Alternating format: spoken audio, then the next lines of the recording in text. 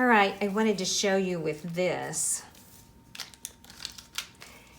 You can reuse this transfer tape that you took the vinyl off of. Put the pretty side or the correct side against the gluey side of your transfer tape and very carefully squeegee or burnish it back down. Start from the center and work out.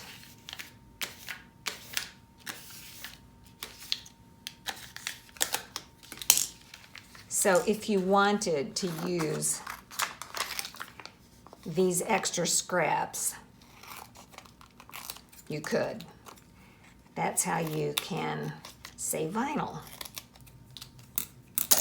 This becomes garbage, and this is and this is reusable scraps. Just use it like you would regular vinyl. Thanks, everyone. For more tutorials like this, just subscribe to our YouTube channel and remember to hit the bell to be notified of all new tutorials. Thanks again, everyone.